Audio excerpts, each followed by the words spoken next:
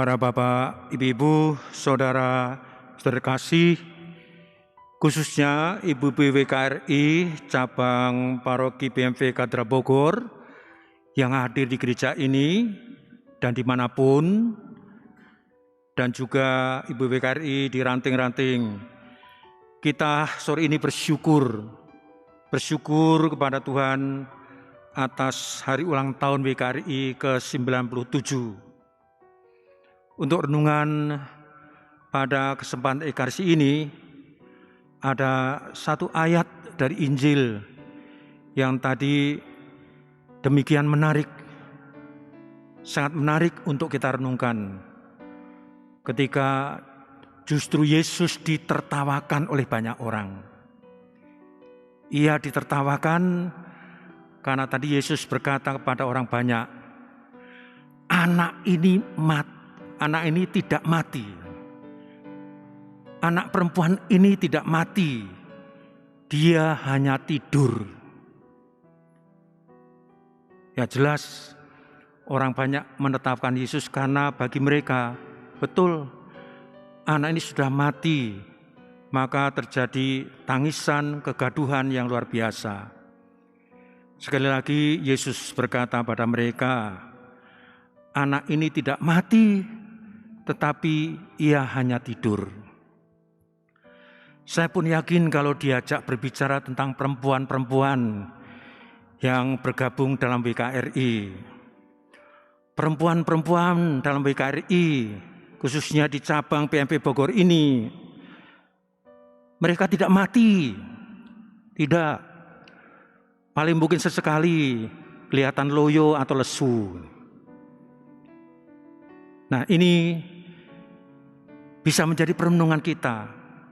Dan saya yakin ketika saya diajak berjumpa dengan ibu-ibu WKRI, baik di paroki katedral ini maupun di paroki-paroki lain.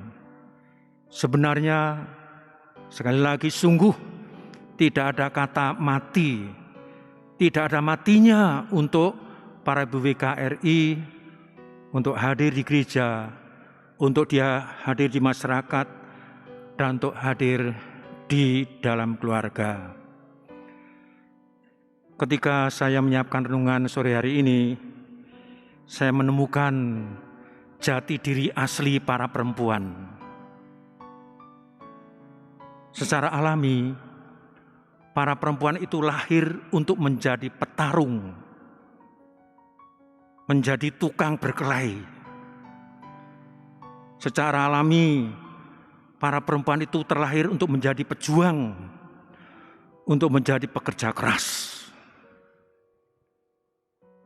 Dalam bahasa Inggrisnya orang mengatakan, woman is born to be fighter. Para perempuan itu lahir untuk menjadi petarung-petarung canggih, tangguh. Ini saya tanya ini kepada ibu-ibu WKRI yang datang di gereja ini.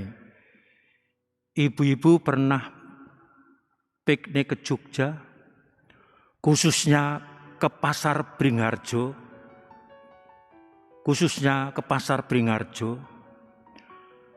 Ada satu pemandangan yang sangat mencolok di seliwerannya kehidupan pasar di sana.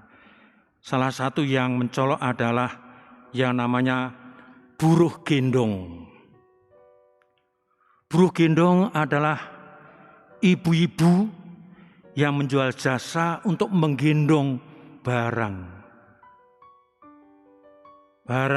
belanjaan, atau mungkin barang yang baru turun dari andong, dari truk, dan sebagainya.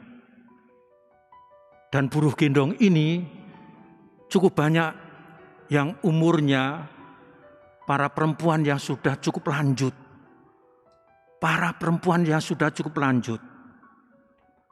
Tapi keren dan hebatnya, para perempuan yang sudah lebih dari tengah umur itu, mereka bisa menggendong satu karung besar bawang merah, satu karung besar ubi jalar, satu karung besar kentang, atau mungkin kol, atau mungkin itu kerajinan barang anyam-anyaman.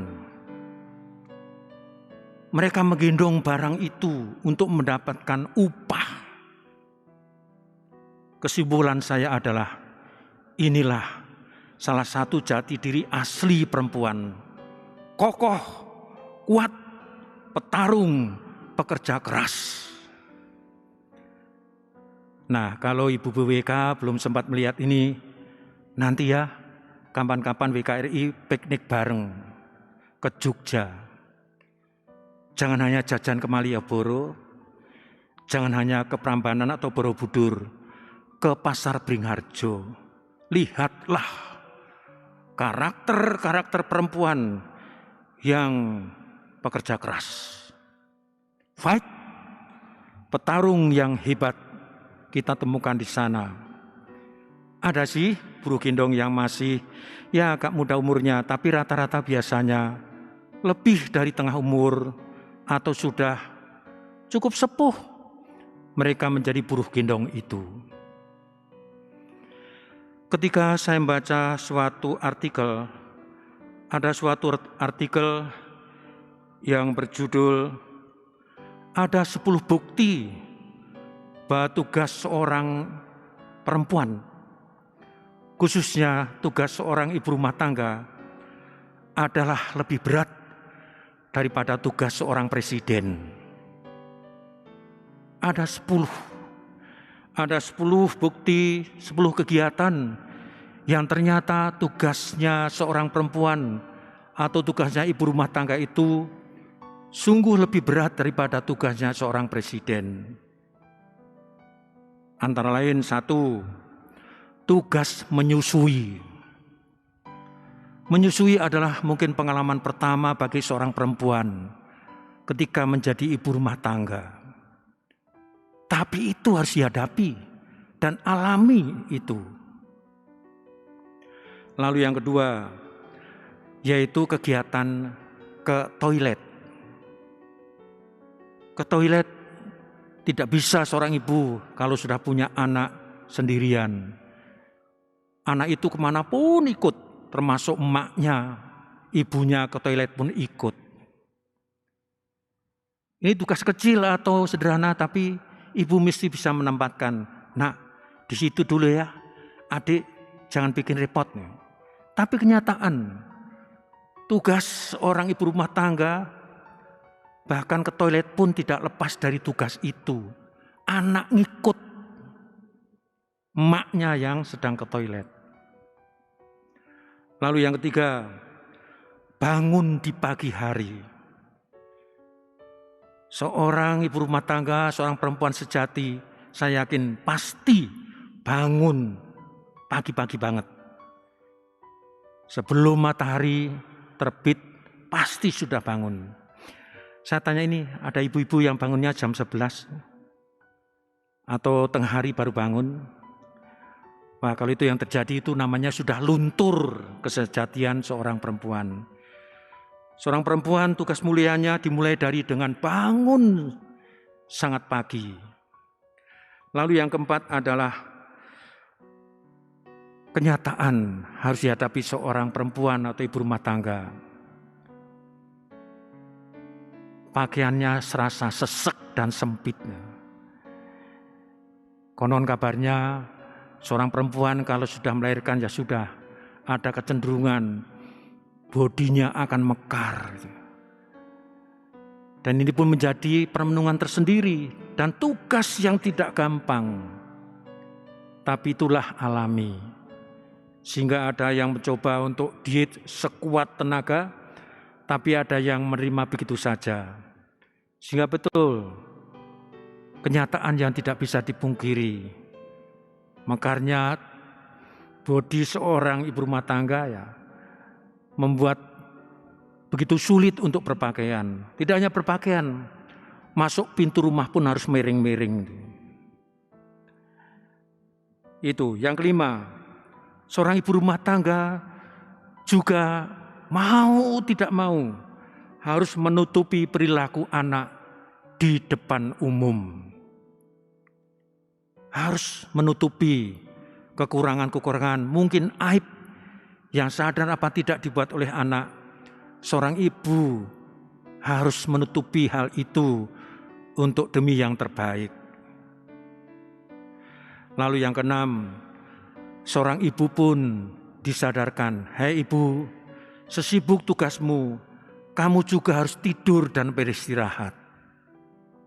Pertanyaannya adalah, apakah betul seorang ibu rumah tangga lalu bisa tidur dan beristirahat? Belum tentu. Ada saja sepertinya yang belum selesai. Atau mungkin yang langsung adalah anak masih merengek, harus dituruti. Apalagi nanti harus memberi perhatian kepada apa yang dikatakan suami. Itu tugas tantangan seorang ibu rumah tangga. Yang ketujuh adalah ibu rumah tangga harus juga menyuapi anak. Ini tugas yang sangat-sangat alami, menyuapi anak. Bahkan tidak hanya manusia atau ibu rumah tangga, di dunia hewan pun kita diajak untuk kagum. Iya ya, tugas induk, tugas seorang ibu menyuapi anak, sehingga anak tumbuh kembang dan sehat. Lalu yang kedelapan adalah, bisa saja seorang ibu rumah tangga sudah kerja bagus harian suntuk. Pada bagian kedelapan ini, seorang ibu rumah tangga harus dihadapkan pada yang namanya kekacauan. Ada kekacauan di rumah, entah itu diduga pasti akan terjadi atau tanpa diduga. Anak kita yang sudah kita yakini sudah mandiri bagus, rapi, disiplin, masih ada juga mereka membuat kekacauan, kacau balau di rumah. Lalu tugas yang ke-9 adalah menahan sakit. Menahan sakit.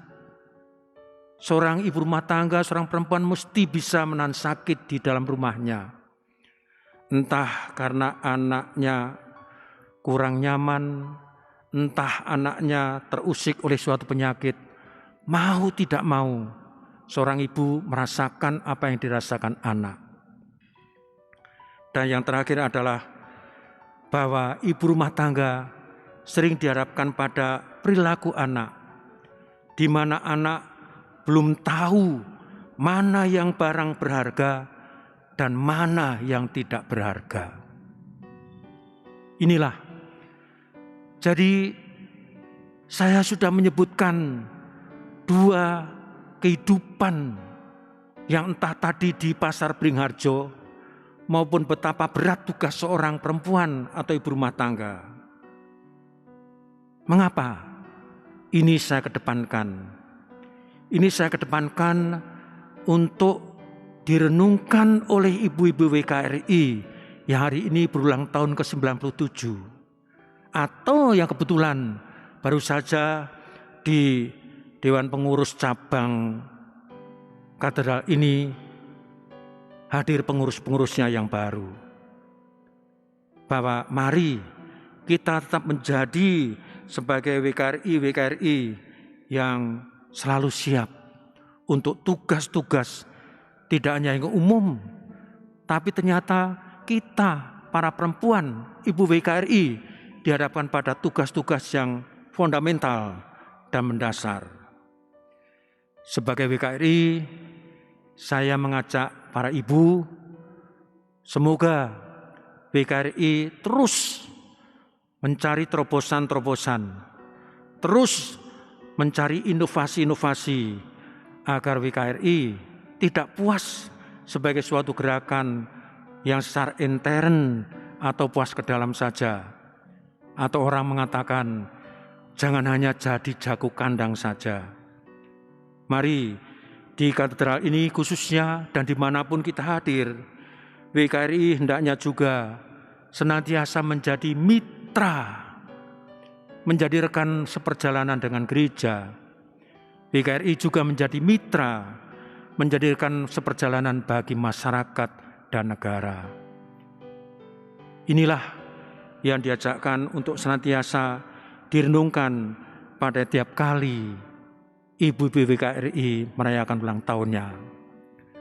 Mengakhiri perenungan ini, saya mengajak, mari jadilah ibu-ibu WKRI, di mana menjadi pribadi-pribadi yang tangguh, pribadi-pribadi yang kokoh, pribadi-pribadi yang mampu mengemban tugasnya sebaik-baik mungkin, karena kita terlahir memang sebagai pribadi yang pejuang, pribadi yang pekerja keras, pribadi yang menjadi petarung. Dan kita yakin akan menangkan setiap langkah kehidupan dan tantangan yang ada, karena kita yakin bersama Kristus kita mendapat kehidupan. Tuhan memberkati.